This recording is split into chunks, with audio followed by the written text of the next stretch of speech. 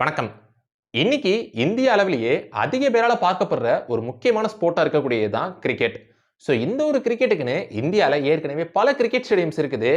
இருந்தாலும் திருப்பி திருப்பி கிரிக்கெட்டுக்குன்னே ஒரு ஸ்டேடியம் கட்டிட்டே இருக்கிறாங்க. அதுக்கான ஒரு முக்கியமான காரணம் கிரிக்கெட் அப்படின்றது ஒரு ஸ்போர்ட் அப்படின்றத தாண்டி இப்ப கிரிக்கெட்ட சுத்தி நிறைய பிசினஸ் அப்படின்றது ரன் ஆயிட்டு இருக்கு.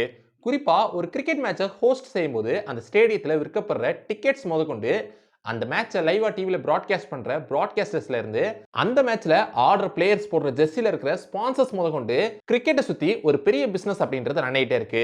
இதனாலேயே ஒரு இடத்துல ஒரு கிரிக்கெட் ஸ்டேடியத்தை கட்டணும் அப்படின்னா அந்த பகுதியினுடைய பொருளாதாரமும் அதனால வளரும். அது மட்டும் இல்லாம அந்த பகுதி உலக அளவிலான ஒரு ரெப்புடேஷனையும் கெயின் பண்ணும். இதனால தான் ஏற்கனவே இந்தியால பல கிரிக்கெட் ஸ்டேடியம்ஸ் இருந்தாலும் கூட திருப்பி திருப்பி கிரிக்கெட்டுக்குன்னு ஒரு ஸ்டேடியம் கட்டிட்டே இருக்காங்க. அப்படி இப்ப ரீசெண்டா ஆந்திர பிரதேசத்துல உள்ள அமராவதியில ஒரு கிரிக்கெட் ஸ்டேடியம் அப்படின்றத கன்ஸ்ட்ரக்ட் பண்ண போறாங்க. ஆனா இந்த ஒரு கிரிக்கெட் ஸ்டேடியம் அப்படின்றது இப்ப கரண்டா உலகத்துடைய மிகப்பெரிய கிரிக்கெட் ஸ்டேடியமா இருக்கக்கூடிய அகமதாபாத்ல உள்ள நரேந்திர மோடி கிரிக்கெட் ஸ்டேடியத்துல உள்ள சீட்டிங் கெபாசிட்டிக்கு ஈக்குவலா இந்த ஒரு ஸ்டேடியத்தை கட்ட போறாங்க. இதனால இந்த ஒரு அமராவதி கிரிக்கெட் ஸ்டேடியமும் வேர்ல்ட்ஸ் பிக்கஸ்ட் கிரிக்கெட் ஸ்டேடியமா மாறவிருக்கு. இந்த ஒரு கிரிக்கெட் ஸ்டேடியம் ப்ராஜெக்ட் பத்தி தான் இந்த வீடியோல நம்ம டீடைலா பார்க்க போறோம். வாங்க வீடியோக்குள்ள போலாம்.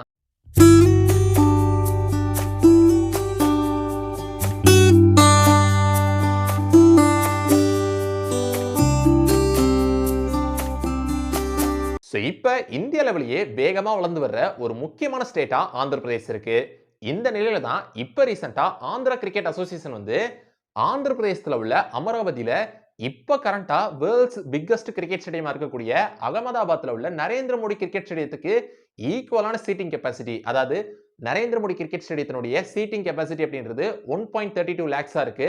அதுக்கு இணையா இந்த ஒரு கிரிக்கெட் ஸ்டேடியத்தையும் கன்ஸ்ட்ரக்ட் பண்ண இருக்காங்க.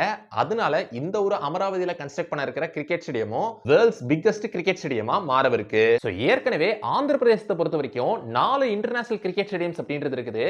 குறிப்பா விசாகப்பட்டினத்துல உள்ள ஏசிஏ விடிசிஏ கிரிக்கெட் ஸ்டேடியம், அப்புறம் காக்கிநாடால உள்ள ஏசிஏ கேடிசிஏ கிரிக்கெட் ஸ்டேடியம், அப்புறம் doctor PVG Raju ACA sports complex, அப்புறம் இதோட விஜயவாடால Indira Gandhi international cricket stadium அப்படின்னு ஆந்திர பிரதேசத்துல மொத்தம் 4 இன்டர்நேஷனல் கிரிக்கெட் ஸ்டேடியம்ஸ் அப்படின்றது இருக்குது. இதோட தான் 5ஆவதா ஆந்திரால உள்ள அமராவதியில இந்த ஒரு ஸ்டேடியத்தை கன்ஸ்ட்ரக்ட் பண்ண இருக்காங்க. அப்படி இந்த ஒரு ப்ராஜெக்டின் படி இந்த ஒரு கிரிக்கெட் ஸ்டேடியத்தை மட்டும் கன்ஸ்ட்ரக்ட் பண்ணல, மெயினா ஆந்திர பிரதேசத்துல ஒரு ஸ்போர்ட்ஸ் சிட்டியை கட்ட பிளான் பண்ணிருக்காங்க.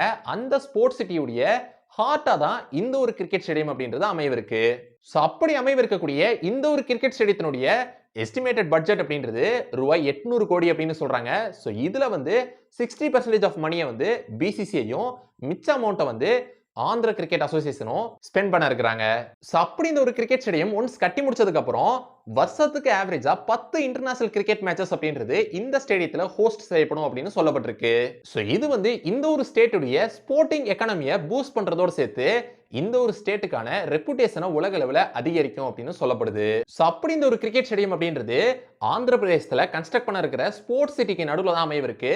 அப்படி ஆந்திர பிரதேசத்துல 200 ஏக்கர் நிலப்பரப்பளவுல ஒரு ஸ்போர்ட்ஸ் சிட்டி அப்படின்றத கன்ஸ்ட்ரக்ட் பண்ண பிளான் பண்ணிருக்காங்க. இதுக்கு நடுவுல 60 ஏக்கர் நிலப்பரப்பளவுல இந்த ஒரு கிரிக்கெட் ஸ்டேடியம் அப்படின்றதையும் கன்ஸ்ட்ரக்ட் பண்ண இருக்காங்க. அப்படி அமைவிருக்கக்கூடிய இந்த ஒரு அமராவதி கிரிக்கெட் ஸ்டேடியத்தினுடைய சில முக்கியமான ஃபியூச்சர்ஸ்லாம் என்னென்ன அப்படின்னு பார்த்துக்கிட்டோம்னா, modern flood lights, multi sport arenas. அதாவது நான் சொன்ன மாதிரி இந்த ஒரு கிரிக்கெட் ஸ்டேடியம் வெறும் கிரிக்கெட் ஸ்டேடியம் அப்படின்றத தாண்டி இதை சுத்தி மல்டிபிள் ஸ்போர்ட்ஸுக்கு தேவையான ஒரு ஸ்போர்ட்ஸ் சிட்டியை சேர்த்து கன்ஸ்ட்ரக்ட் பண்ண இருக்காங்க. இதனால மல்டிபிள் ஸ்போர்ட்ஸை இந்த ஒரு வென்யூ ஹோஸ்ட் செய்யும் அப்படின்னு சொல்லப்படுது. அதோட எக்கோ கான்சியஸ் டிசைனோட இந்த ஒரு ஸ்டேடியத்தை கன்ஸ்ட்ரக்ட் பண்ண இருக்காங்க. அதாவது குறிப்பா sustainable architecture, rain water harvesting, அப்புறம் சோலார் எனர்ஜி சிஸ்டம்ஸ் போன்ற விஷயங்களோட இந்த ஒரு ஸ்டேடியத்தை பில்ட் பண்ண இருக்காங்க. அப்படி இந்த ஒரு ப்ராஜெக்ட் உடைய மத்த புது அம்யூனிட்டிஸ் அதோட சேர்த்து இந்த ஒரு ப்ராஜெக்ட் உடைய கம்ப்ளீஷன் டேட் அப்படின்றத விரைவில் அறிவிப்பாங்க அப்படின்னு சொல்லப்பட்டிருக்கு. இருந்தாலும் 2029ல நடக்கவிருக்கிற நேஷனல் கேம்ஸ் ஒட்டி இந்த ஒரு ப்ராஜெக்ட் கம்ப்ளீட்டா முடிக்கப்படும் அப்படின்னு சொல்லப்பட்டிருக்கு. அது மட்டும் இல்லாம இந்த ஒரு ப்ராஜெக்ட் முடிஞ்சதுக்கு அப்புறம் 2029ல நடக்கவிருக்கிற நேஷனல் கேம்ஸையும் இந்த ஒரு வென்யூ தான் ஹோஸ்ட் செய்யும் அப்படின்னு சொல்லப்பட்டிருக்கு.